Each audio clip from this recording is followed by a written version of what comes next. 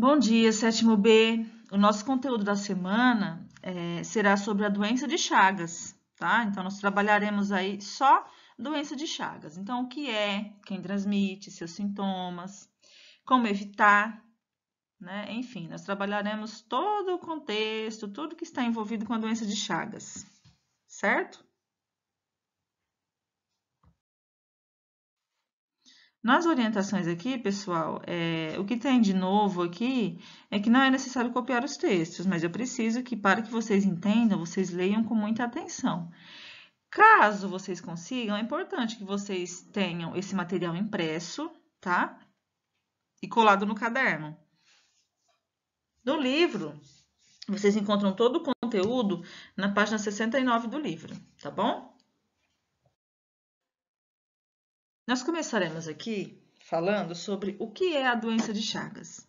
Então, a doença de Chagas, ela é a infecção causada pelo protozoário chamado Trypanosoma cruzi.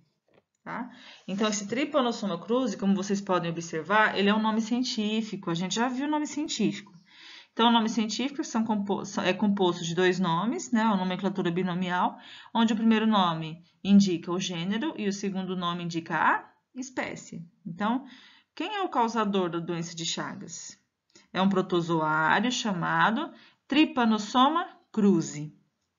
Apresenta uma fase aguda, né, chamada doença de Chagas aguda, DCA, que pode ser sintomática, ou seja, desenvolver sintomas ou não.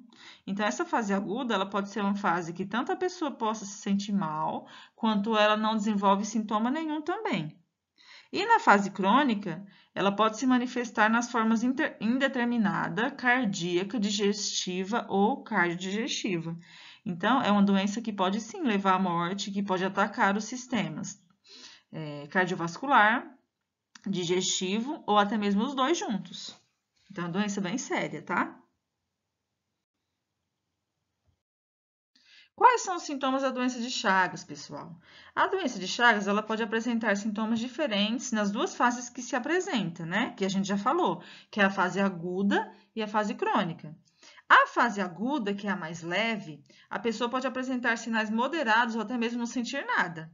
Então, na fase aguda, os principais sintomas são febre prolongada, ela dura mais de 7 dias, dor de cabeça, fraqueza, inchaço no rosto e também nas pernas.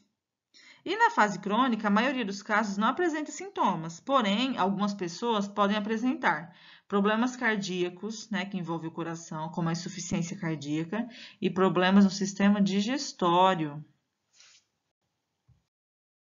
Como ela é transmitida, pessoal? As principais formas de transmissão da doença de Chagas são vetorial, que é quando tem contato com as fezes, né, de triatomíneos infectados após a picada, né?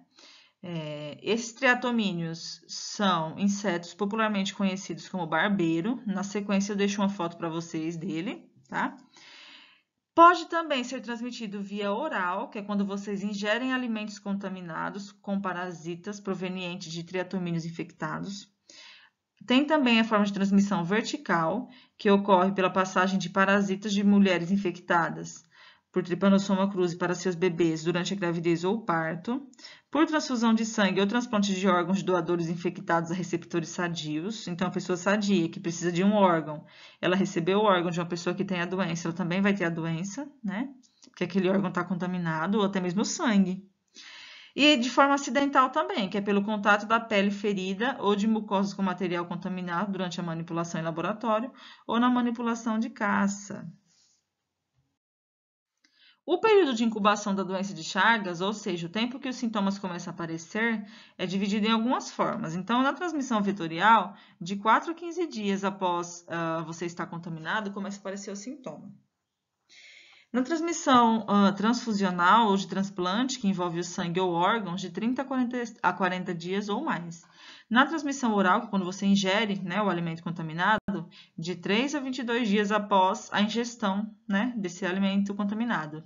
E a transmissão acidental demora até 20 dias. Tá? Então, para cada tipo de transmissão, existe um período aí onde começam a aparecer os sintomas.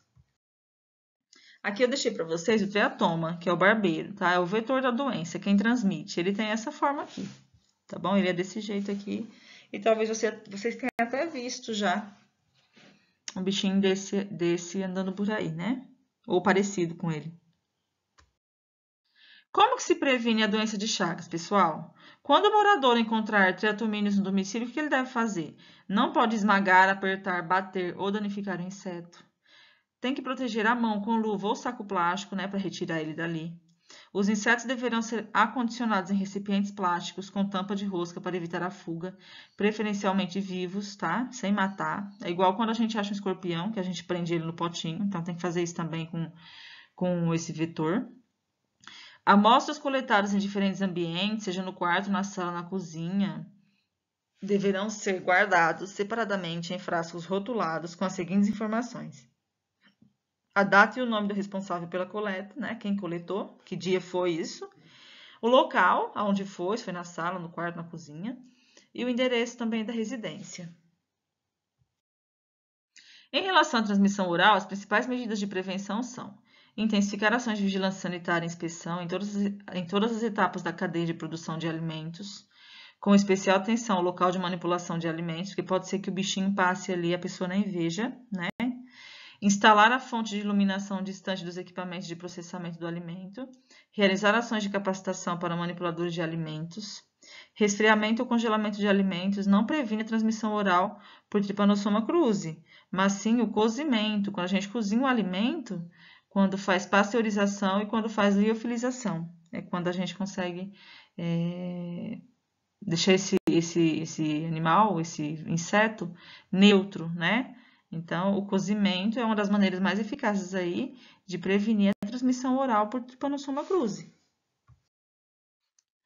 Em relação à situação epidemiológica da doença de Chagas, nós vamos ver aqui como que essa doença está hoje, se ela foi erradicada, se ela ainda existe, se ainda existem muitas pessoas contaminadas, se ela não existe mais. Tá? Então, em função das ações de controle de vetores realizadas a partir da década de 1970, o Brasil recebeu em 2006 a certificação internacional da interrupção da transmissão vetorial pelo Triatome infestans, que é a espécie exótica e responsável pela maior parte da transmissão vetorial no passado. Porém, estima-se que existam aproximadamente 12 milhões de portadores da doença crônica nas Américas e que haja no Brasil, atualmente, né, nos dias de hoje, pelo menos 1 milhão de pessoas infectadas por Trypanosoma cruzi. Tá? Então, embora existam várias doenças, né, que possam matar, enfim, que possam levar à morte, que em meio a tantas doenças que ainda existem, a doença de Chagas ela ainda existe sim, tá? Em vários locais da América. E algumas regiões do Brasil, elas são mais suscetíveis a ter esse inseto, né? Geralmente as regiões do norte brasileiro, elas apresentam um grande número de pessoas infectadas pelo Trypanosoma cruzi. Tem até uma história não, é verídico sim. Teve uma época que aqui no Brasil muita gente se contaminou através da ingestão de açaí, aquele açaí nativo que é colhido, né, lá na região norte do Brasil. Na hora do preparo dele, o bichinho, o triatoma, o barbeiro, ele caía ali no açaí, na hora do seu preparo, e aí ele era esmagado junto a ele, né? Quando ele era esmagado junto a ele, né, que a pessoa nem percebia, lógico que estava esmagando aquele inseto ali junto àquele açaí, as pessoas que compravam e que faziam, que se alimentavam daquele açaí, elas ficavam contaminadas com o Trypanosoma cruzi, com a doença de Chagas, tá? Então, é uma contaminação por transmissão por via oral, que é quando eu como um alimento que está contaminado, tá bom? Vocês podem pesquisar mais sobre isso. Doença de Chagas e açaí. Bem interessante também, tá? Aqui, a atividade de vocês, eu preciso que vocês leiam com atenção o conteúdo da página 69. Tudo que está na página 69 vocês devem ler. Depois, copie e responda as atividades que estão lá na página 69. Inclusive, façam a pesquisa que é pedida lá. Tá bom? Pessoal, espero que não tenha ficado nenhuma dúvida e que se ficar, por favor, me procurem, tá bom? Para a gente poder seguir em frente aí sem nenhum tipo de problema. Eu espero que vocês estejam bem, estejam se cuidando e eu espero ver vocês em breve novamente, tá? Que eu sinto a falta de vocês também.